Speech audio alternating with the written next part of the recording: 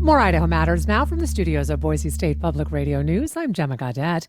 Close to 9 million people a week watch the game show Jeopardy. And when someone starts winning over and over, well, fans love it.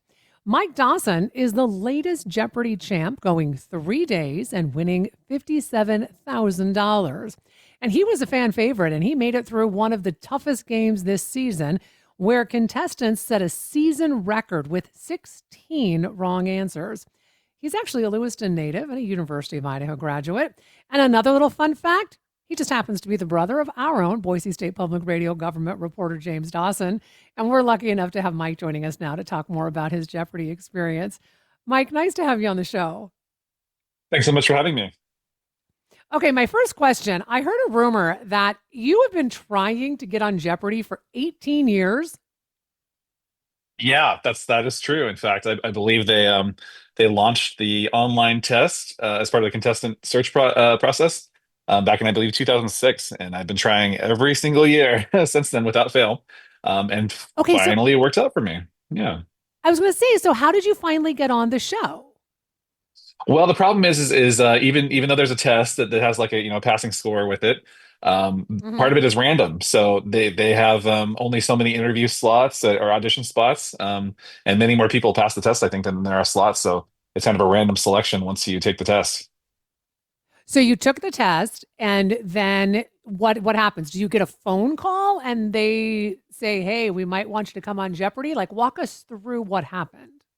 Yeah, so you get an email, and in my case, it went to my spam folder, and I frantically, Oh, of course. tried to tried to check back with them to make sure I could still get an audition slot. But yeah, these days, in the olden days when I first started doing this, back in 2006, it was in-person auditions, and you choose a city that you wanted to audition in. And these days, thankfully, in the post-COVID world, it's all done by Zoom now. So you're able to, if you're selected for an audition, you get to do it from the comfort of your own home. Did they ask you Jeopardy questions during the audition? Well, yeah. So the first part of the audition is you take another 50 question quiz that's much like Oh. the test that you took previously, but you take it, with while Zoom is on or whatever to make sure that you're not cheating. I think, and they make sure it's not a fluke. And from that point, you get to play a kind of a little mock game of Jeopardy, and then get to do a little kind of contestant interview, sort of like what Ken Jennings does after the first commercial break on an episode of Jeopardy. So, what was it actually like to physically be on the show? I mean, what stood out to you when you got there? It was amazing. I mean, the studio is actually a little bit smaller than it appears on TV. It looks kind of massive and cavernous, and then you get there and you realize that, like, oh, this is the real place, and that exists in the world, and I'm standing here finally. Talk about some of the questions you got, Mike. I mean, did you get some that really stumped you? Oh, absolutely. I mean, there were some, yeah, some that I had no clue on, and I tried to be pretty judicious when it came to ringing in or buzzing in rather, and for the most part, I only had a couple wrong answers each game, which worked out well for me. But yeah, I got a lot of good ones on there too. That I'm a big music fan, so there were plenty of kind of musical questions that came up for me, Mhm. and was very happy to see those. So those 3 days you were on, I mean, not only were the games really tough, even some fans said the clues were difficult. I mean, did you feel that way? I mean, you made it through. Yeah, I mean, on the games that I won, I was pretty happy with it because I was able to get enough of them right. But on on my final day when I ultimately lost, there was just the categories were not in my favor, and the double Jeopardy was super hard, and the person who ended up beating me was just a little bit faster than me on the buzzer on the ones that I did know. So it was a little frustrating. So did you have a strategy going into the game, or did you just think, you know what, I'm going to just trust my instincts? Yeah, well, I mean, a lot of it is category based, but that if you think back to, back when I was a kid, at least, when I'd watch Jeopardy, people would Hmm. typically start at the top question and then work their way through a category one by one, getting progressively harder, and then move on to another category. But I think in the last 10 or 15 years or something, people figured out eventually that the key, to success is finding those daily doubles and getting them early. And I actually studied a heat map that had the the percentage likelihood of where the daily doubles typically were, and they're usually in Oh, the third, fourth, or fifth row. And so a lot of times you'll see people, jumping for those, harder value questions and skipping from category to category earlier on in the game, and they're just trying to find the daily doubles. So you have to give the show's producers little anecdotes to chat about, as you mentioned, right after that Mhm. first commercial break. Um, what did they end up using on the show when it came to you? For folks who haven't watched your run yet. Oh, it's fine. Well, I've lived kind of a fun and colorful life up to this point, so I had lots of good anecdotes to choose from. So we had one about my disastrous second date to Scotland that Oh, ended up winning me an essay contest later on. Um, that was where I started with. Um, and then I also had I actually a love couple that. couple radio related ones here for the radio fans. I was a college radio DJ at University of Idaho Hmm. back in the day, and so talked a little bit about that. And then I also spoke about an NPR, a nationwide NPR pet photo contest that I got second place in Oh with my my pet gosh, sugar glider. So that got some is fun ones in there for amazing. sure. Well, I have to tell you, as we mentioned, James Dawson, or Jimmy as we know him, is your younger brother. I don't know if you Hmm. get told this often or not, but the two of you sound a lot alike, by the way. Oh, that's funny. I guess it's genetic. It is, I right? think Let yeah, me see. You right. have a Well, nice radio voice. well, thank you. Yeah, I guess I honed it. Having my radio show at University of Idaho for a few years, did that. Back in high school, I was a telemarketer for a part-time job for a while, so kind of had to dial in that charismatic, convincing voice to try to get people to buy whatever it was I was selling at the time. There you go, right? So you were on 3 days, but even though we watch these shows, one show at a time, did you tape them all at one time, or how does that work? Yeah, so this is something that's surprising for a lot of people watching the show is that on a typical day, they tape 5 or 6 episodes actually. They were doing six my day. Oh, So I oh was I my was on a total goodness. of 4 episodes, including the one that I lost. So basically, all three that I won on were all before lunch in one day.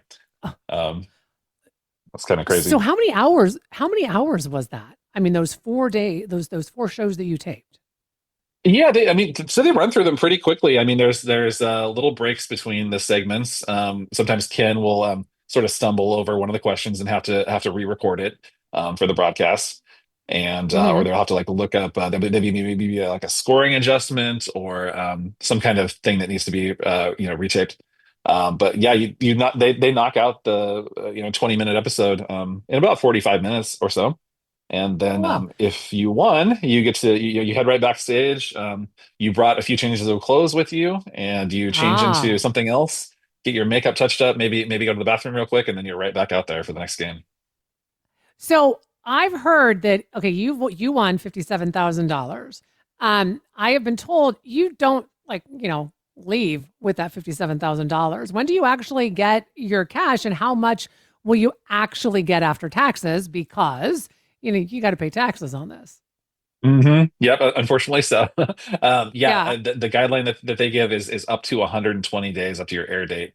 And there's kind of a funny story there, actually. They do a lot of they do their due diligence and they're very like cognizant of any appearance of anything that might be any impropriety that might be out there. So there was actually Hmm. the day started with us talking to like an external auditor or evaluator that came on and kind of told us about like that there's no cheating or any kind of like, sharing of answers of any kind is tolerated, and if we find out if any of this happens, then you don't get your prize money and all of this. And I think this all actually dates back to the game show scandals of like the 1950s, which Uh-huh.